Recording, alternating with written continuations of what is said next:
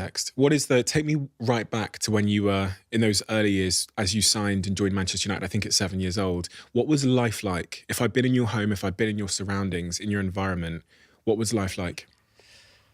Life was good. Obviously, mum and dad split up at an early age, especially when I was born, which can make things a lot difficult. But I still had the desire, the hunger to go in training. My granddad took me in training, week in, week out. I had trials at Everton, City, Liverpool. So my granddad was driving up and down the motorway constantly, to support me and take me to training and games. And then obviously made a decision to sign for United at 9 years old. We had a great team, likes of Pogba, Ravel in the team. So we had a great team, and I think outside of that, obviously my mum was very supportive, my dad was very supportive. He was, football mad. So I think that support system, especially at an early age, is important. Did everybody in your circle around you have high hopes for your career when you were that age, about 10, 12, 13? Did they think you were going to be a professional football player? I think my granddad did. Your granddad did? Yeah. He was on the Ashes turf pretty much every day, practicing skills, learning new things. And he had the belief that I'd be a footballer. And, if it wasn't for him, then, I wouldn't be in the situation that I'm in, because he took time out of his day to take me on Ashes turf, practice. My brother would come down, my dad would come down.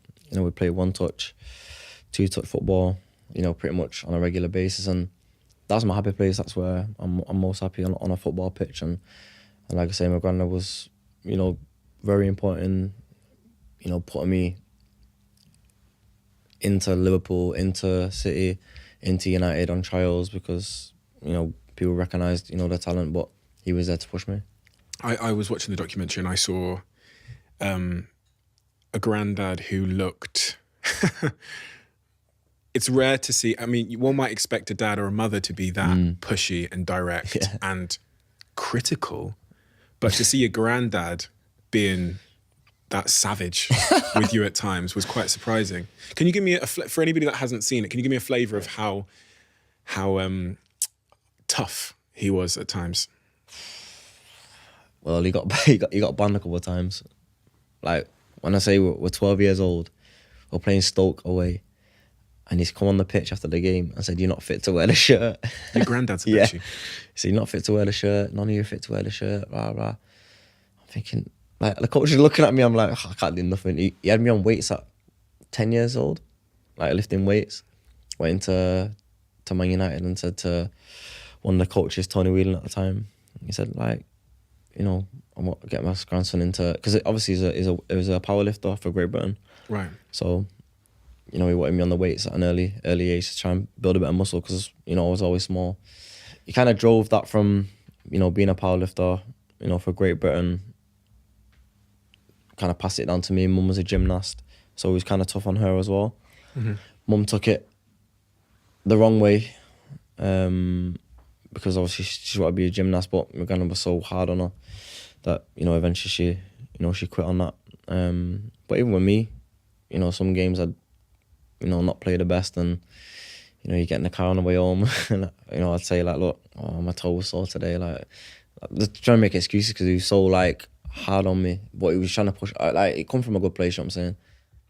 So the reason why your mother quit gymnastics was because he was so hard on her? Yeah, he was just so tough on her. And obviously she didn't have really the motivation to carry on. Probably she weren't strong enough to carry on that. But, for me, I always knew I wanted to be a footballer, so, having, my granddad, my dad, my mum around me at the time, trying to push me. And it was difficult even at earlier stages, because, I was living out of mum's a couple of days and my granddad's a couple of days, and it's only down the road, it's like literally 5 minutes, but, like I say, my mum couldn't really cope with me at the time. So I was back and forth from my nan and granddad's a lot. And then, like I say, driving up and down the motorway, Liverpool, straight back to Manchester. I would train at Liverpool for one day, have a game for United the next day. So, he put the yardage in, to get me where I wanted to be today. You said your You said though that your mother couldn't really cope with you at the time. What do you mean by that? It's depression. She'd be in bed all day. Well, most days. You know, I'd go in, ask for money for the ice cream, like still be in bed. So me, I was happy-go-lucky. Like I'm bubbly. Like I wanted to go and play out, with play football with my friends. And you don't understand, you know, the situation that, you know, your mother's in at the time was so young, so I didn't really understand what was going on until obviously it got brought to light. You know, maybe probably say about 16, 17. You can kind of understand like what she's going through and things like. But she'll never talk about it. She'll always bottle it up. So your mother was suffering from depression even when you were very, very young. Yeah. But at that time you just didn't realise what it was. No, didn't know it was. Did she know what it was? I think she knew, yeah. But she would never. At that time, we didn't have really a support system to support her. She didn't have really people around her that, you know, she could go to. Like she can go to my PA now and, you know, go to the doctors and, you know, she will sort all that out. But at that time, obviously, I think she knew what it was. But you don't hide away. No, I do the absolute opposite. Yeah, and as a result of that, you know, you've had a lot of backlash, and the media have had a lot to say about you. But what's the reason?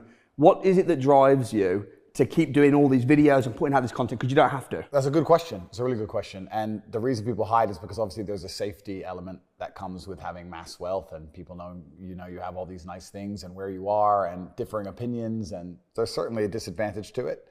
But I feel like I'm in a unique position. I'm in a position where I can tell the truth on a lot of subjects that I don't think a lot of people can. The reason I became so widely known in the world